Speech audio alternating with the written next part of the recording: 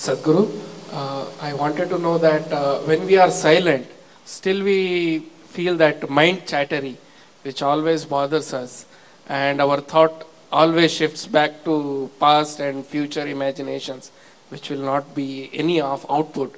How to get rid of it? A whole lot of thought about this thoughtlessness.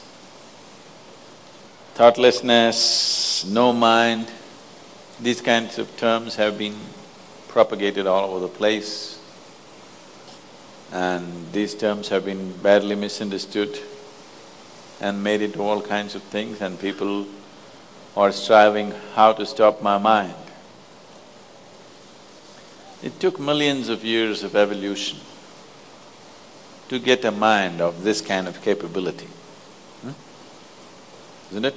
Millions of years of tremendous amount of nature's work, that today you have a mind of this kind of scope. And now you want to stop it. Why is it that you want to stop it? If your mind was constantly producing absolute pleasantness for you, would you think how to stop this mind? Would you? No. It's producing a lot of unpleasantness. That's why you're thinking of how to stop the mind. This is the first thing, wherever you go in the world, this has gone so much into people's mind. If you tell them you meditate, they say, "But Sadhguru, I'm not able to stop my mind." I said, that will happen only after you stop your kidneys, liver, heart. You stop all these things, then the mind will also stop. Do you want it to stop? No. Then why do you want the mind to stop? Why do you have such a horrible prejudice against the mind? You don't mind if your heart is beating, you can meditate. You don't mind if your liver is working, you can meditate. Your kidneys are functioning, you can meditate. If your brain functions, you can't meditate, what is the problem? You seem to have something against intelligence, isn't it?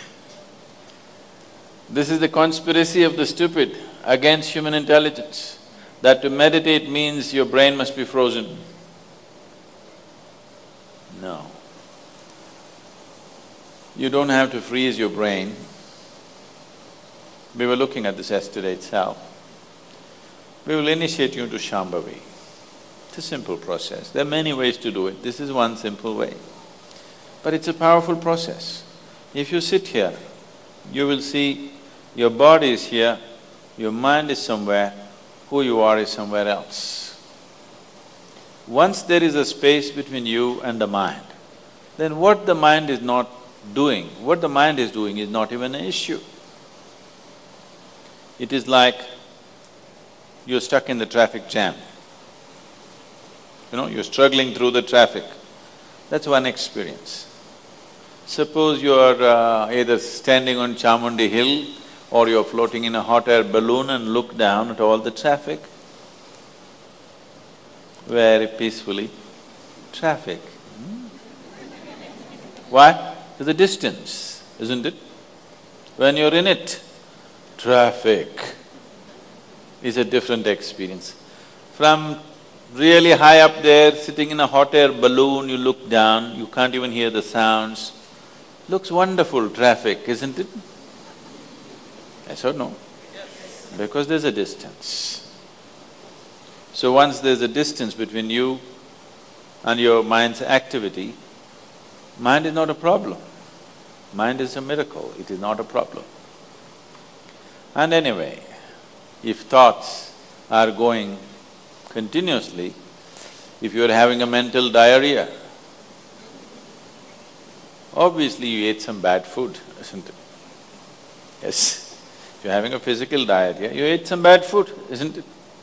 If you're having a mental diarrhea, you are obviously consumed something wrong.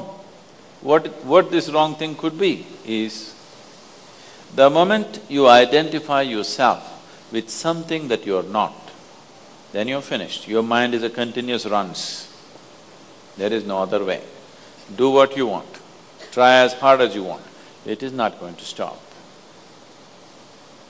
If you do not identify yourself with anything that you are not. You know how to be with everything, you know how to use everything, but you're not identified with it, then you will see if you sit here, simply mind will be like this. If you want to use it, you can use it, otherwise it'll be like this. Right now your hands are like this, or you're holding it tied up because it'll go all over, is it? No. You can keep it like this. You can keep it like this, you can keep it like this. When you want to use it, you can use it.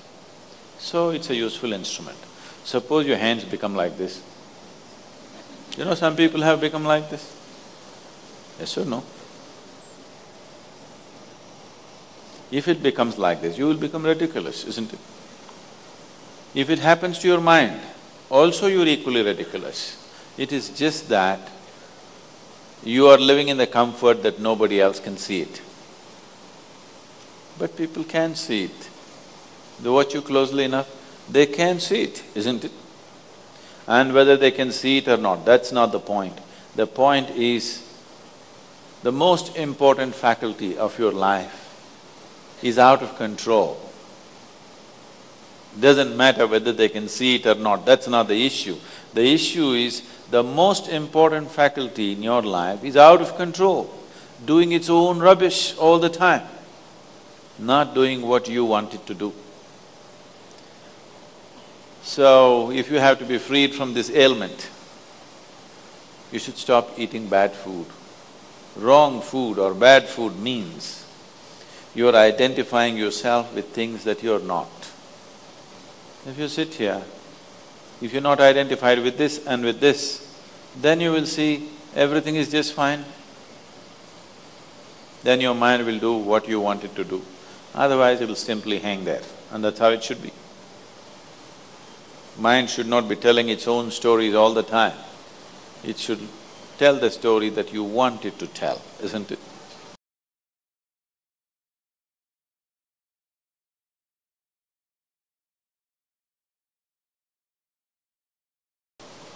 Otherwise, it's quite a nuisance.